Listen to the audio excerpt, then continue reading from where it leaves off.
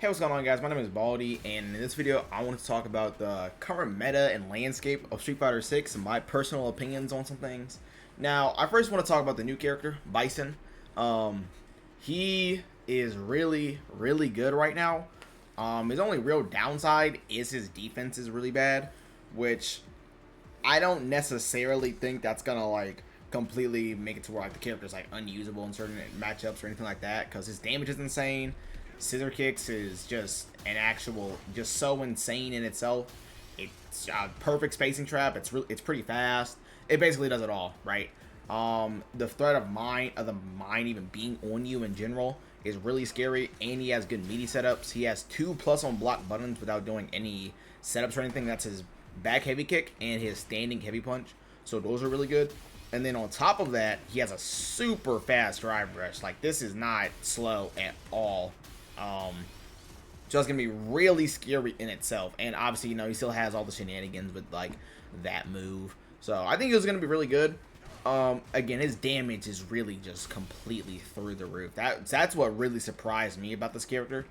Around week 1 was that his damage was just through the roof. It was really insane. But he's not really the only character that's been having like that's been, you know, shown to be pretty good. Another character would say, for example, not the greatest defense. Ed, I don't have him, I'm gonna be honest, but Ed, he has been getting a lot of decent combos that have been getting discovered. So that's been really good. His combos are a lot more consistent, give him really nice damage. Sometimes he can build a level 1 off of a level 2 combo, so that's really scary for Ed. I think he's just gonna keep getting better and better with like the newer combos that are discovered, and it actually just shows that even though he didn't get any real buffs, the players are the ones that are pretty much buffing him. Really, he just got patching himself pretty much just by people experimenting and like finding out new things with his level 2 combo. So I think that's really good. Akuma, I feel like Akuma's pretty much exactly where people would have expected him to be. You know, he's really good. He doesn't have very many flaws. His only real downside is his low HP, but that's just how the character is designed completely. Like, you're gonna explode on when you're playing as Akuma sometimes. That's kind of just how the character is. It's probably never gonna change, and it's just how Akuma is. He's really good. Air fireball is great. His combos are really strong. He has really nice damage off of a lot of hits. This being a plus on block button is really nice.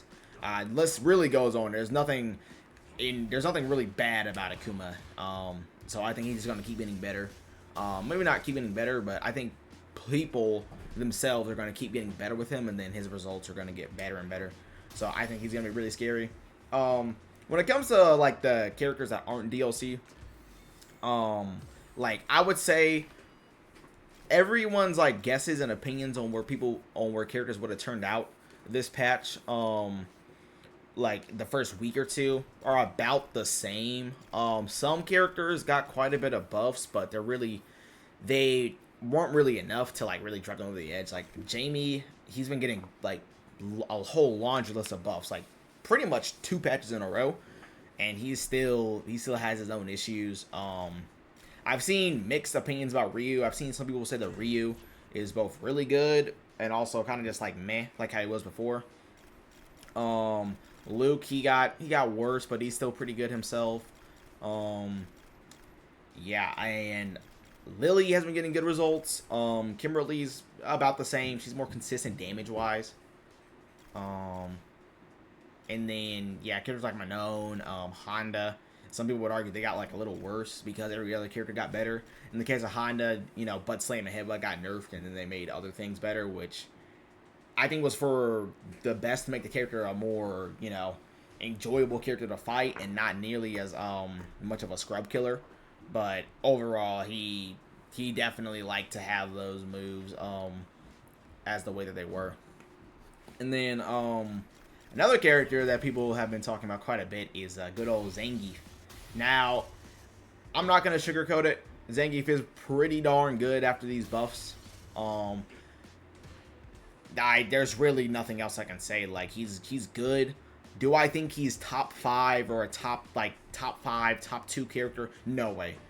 Maybe if his defense was insane, maybe if he had maybe if Lariat was like a god like anti-air and this pretty much was just like a DP, but stuff like that, there's no way, there's absolutely no way he would be a top tier character in my opinion. I think he's like high tier right now, and even then, like, he's not like, he's a very scary character both in rank and in bracket. Obviously, if he has his level 3, that's scary, but his level 1 is not a usable defensive option. His level 2 is really, really slow. If you just do good meaty jab or medium pressure, you're pretty much never gonna get hit by that thing ever. That's literally just how it is. And he still is a slow, big body grappler. It's not like he doesn't struggle to get in on fireball characters or anything like that, because he can't really use level 2 against, with, you know, to deal with fireballs, because it's not really the range isn't the greatest, and it's, again, kind of slow.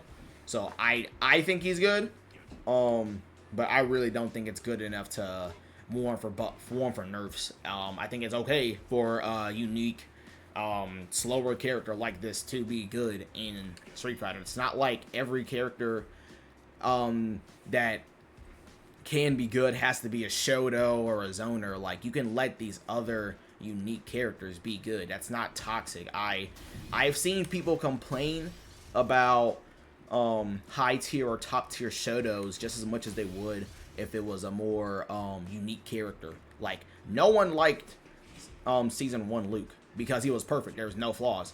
But if a character like Zangief, for example, or even a character that's not a grappler, say whenever JP was really good, people obviously were not okay with that.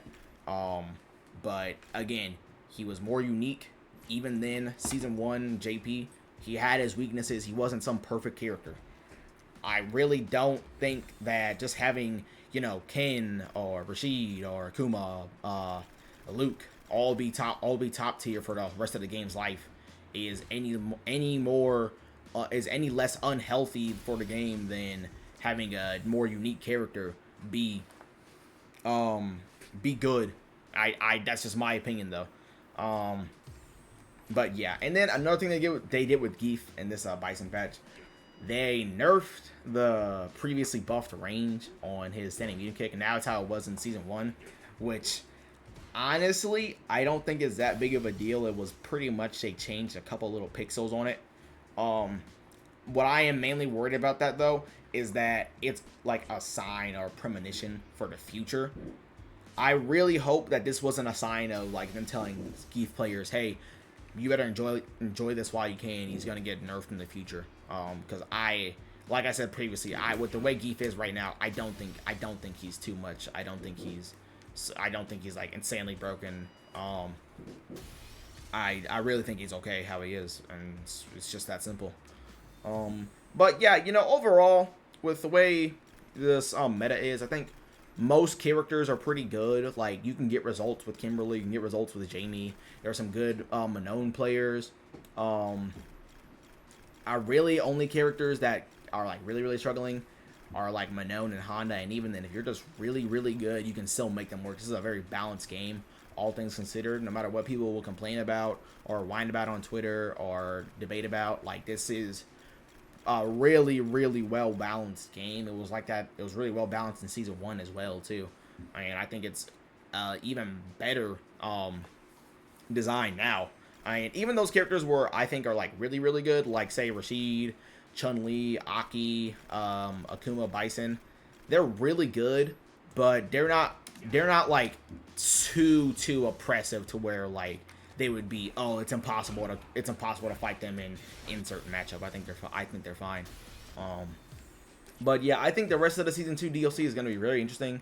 I think it's going to be nice to see how the meta plays out with all the characters in the game now. I think it's going to be pretty cool that Capcom is now doing like non-yearly patches, and they're going to be doing them more frequently. So the meta will change up, because a lot of people didn't like how the game really didn't get much changes in that first year. And yeah, that's what I have for this video. It's definitely been a while since I made a video. Work's kind of been work. I've been prioritizing my work and other things more than my videos, which I feel like that's pretty understandable. It's not like I'm stopped making videos. My next video will 100% be my level 2 guide, and then afterwards I'm probably gonna continue my series of how to beat insert character as Zangief. And yeah, that's really all I have for this video. If you guys liked it, remember to like, comment, subscribe, all that, and I will see you guys next time.